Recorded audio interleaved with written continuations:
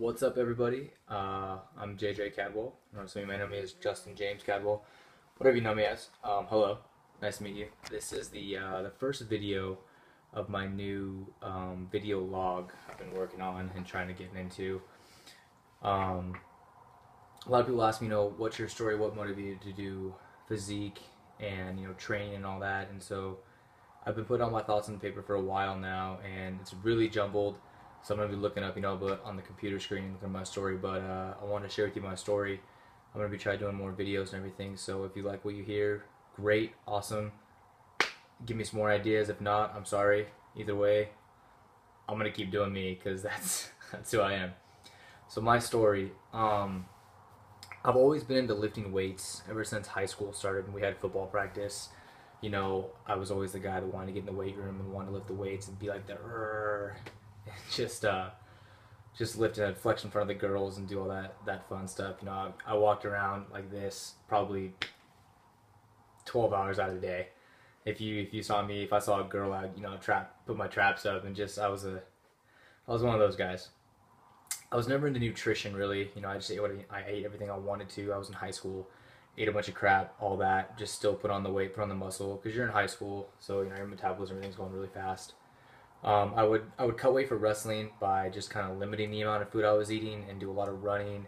I did the sweatsuit and all that fun stuff, thinking that was a smart way to do it. Joe Reed, you didn't hear that. I'm just kidding.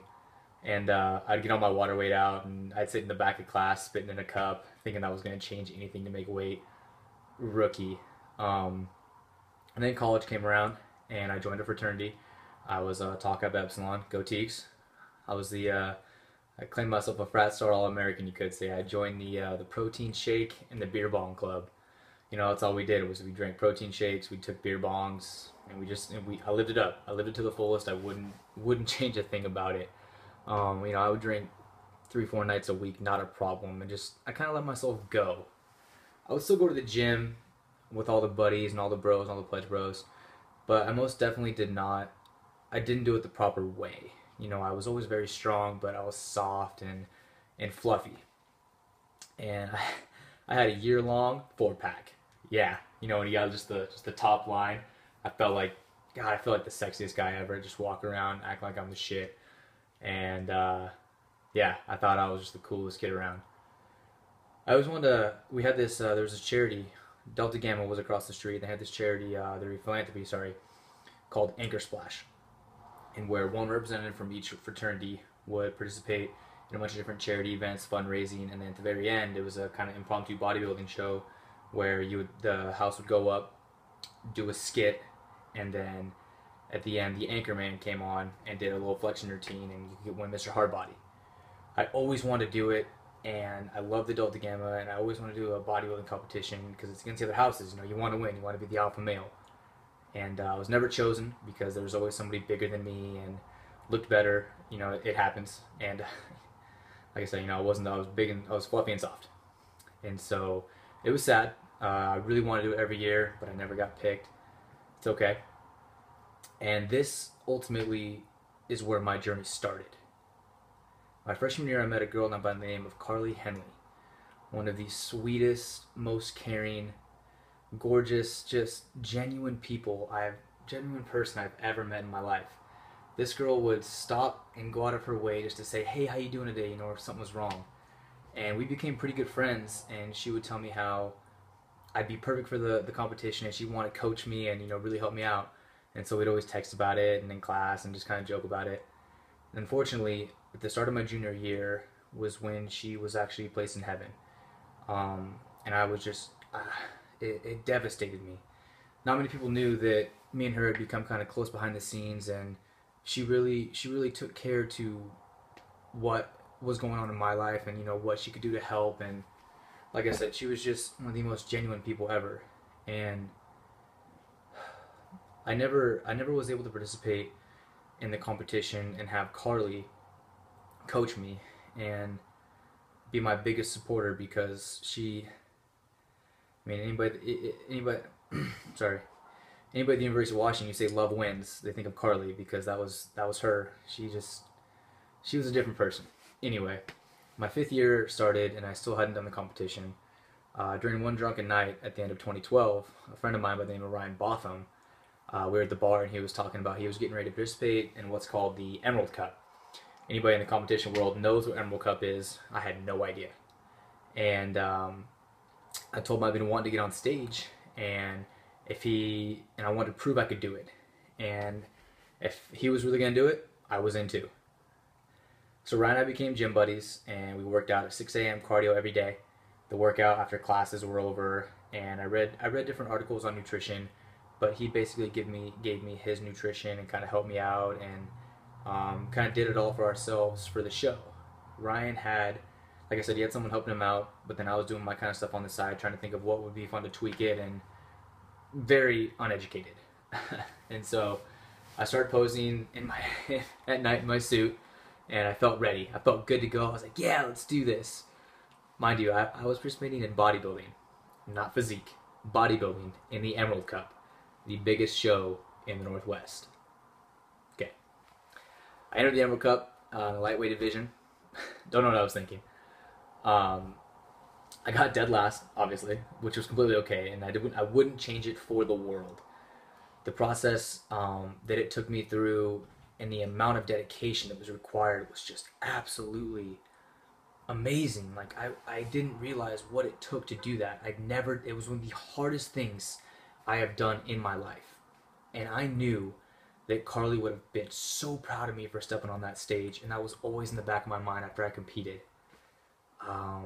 After the Emerald Cup, I went on to meet Zach Appleby, who's now one of my really, really close friends, and he introduced me to Dustin Bies, who won actually the overall in my weight class and from my weight class, and he took me under his wing, coached me for my shows to come, and obviously is the reason that I have so much drive and passion to this day.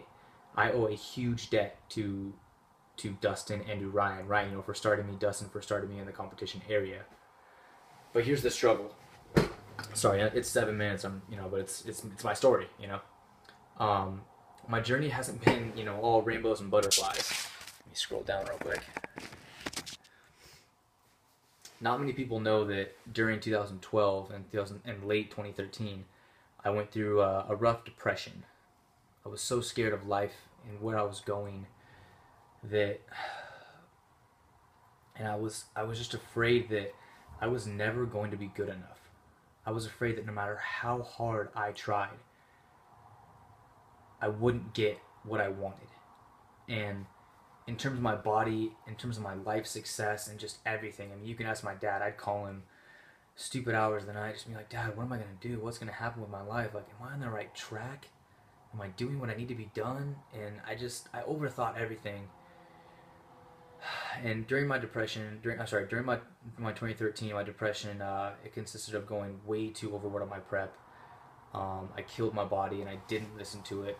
It was a struggle day to day to be happy, and because I cared, I just cared, and I worried about what people thought. I worried about what people were gonna say when I posted, or what I say when I walk around.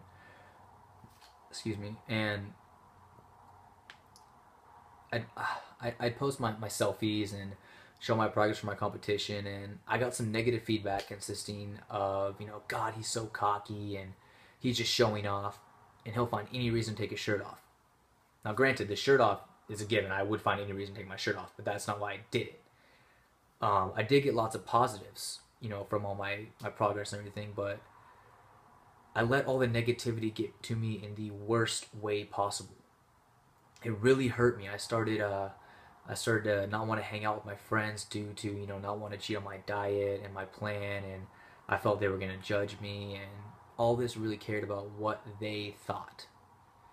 And the best thing in my life, it was my choice. I chose to do that. I wanted to do the dedication.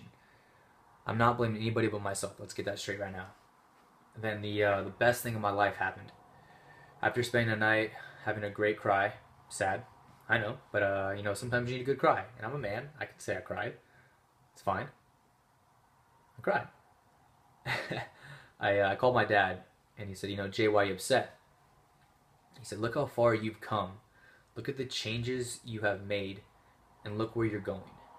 And all of a sudden, I had like an epiphany, and it was like all that matters to me, and all that matters ever to anybody, is what do I think? You know, all that matters is how I'm changing my life. I thought back to how everybody backstage at the competition was so happy. They were so positive. Anybody that's been backstage knows this. Why is everybody so happy at these competitions? And then this is when it realized, you know, fitness and health and competing, it's about a life change. It's not about a few months. It's about a lifestyle. And you know, it's about the process. The whole journey is just amazing. I can't even explain how amazing it is.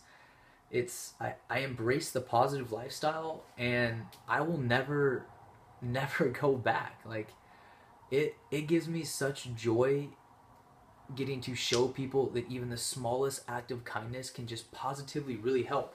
You know, I make these little jokes about, you know, make 3 people smile today. But little do you know, that one person that smiled, that could have made their day, and all of a sudden they make someone else's day. And you know, people helping people, it's a very powerful thing.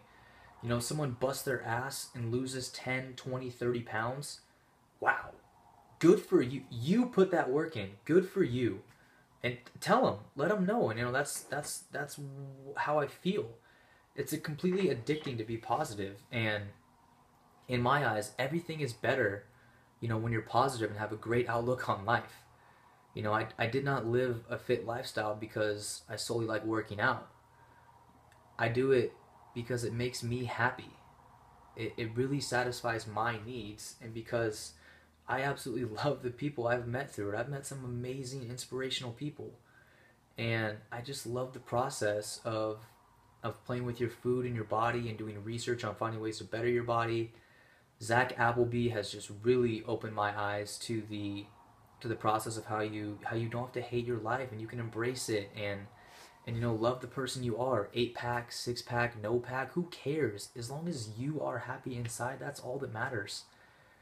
And it's just why I'm so positive and so happy now. You know, anybody that meets me will see that I have fallen in love with this lifestyle, and just fallen in love with the thought that I could potentially motivate somebody to become their best self. You know, and in the words of First Form, you know, never settle. Always be your best self, and stay hungry, stay humble. You know, because that's all you can worry about at the end of the day. Yourself. Look in the mirror, tell that person you're going to quit. I bet your mind changes. You just can't. So if you see a big smile on my face, or you know, hear me encouraging a random person, it's because I just love seeing people happy and the genuine responses you get. You know, that's just what it is, and I've fallen in love with it, and it just makes me happy inside. You know, I'm really sorry for the novel. You know, I think it's like 13 minutes, but you know, I wanted to share my story of what brought me into the fitness world. You know, some of the struggles I've been through, and just really wanted to give you an idea of who I am. You know, I'm a happy person. I love life. I'm a friggin' goofball, and you know, there's more to come. There's more to come. I'm planning on doing, like I said, more videos, hopefully daily, maybe weekly. We'll see, but there's going to be funny ones. There's going to be me, my lifestyle, my workouts, just something to get you through the day. You know, if I can make one person happy a day, it's a good day for me, you know? So, you know, subscribe, share it, whatever you want to do, but, or give me ideas on what videos, what questions you have for me. I'd be more than willing to answer them, and would love to, you know, get it out to the public. So, thank you for taking the time, everybody. You know what? Have a good day.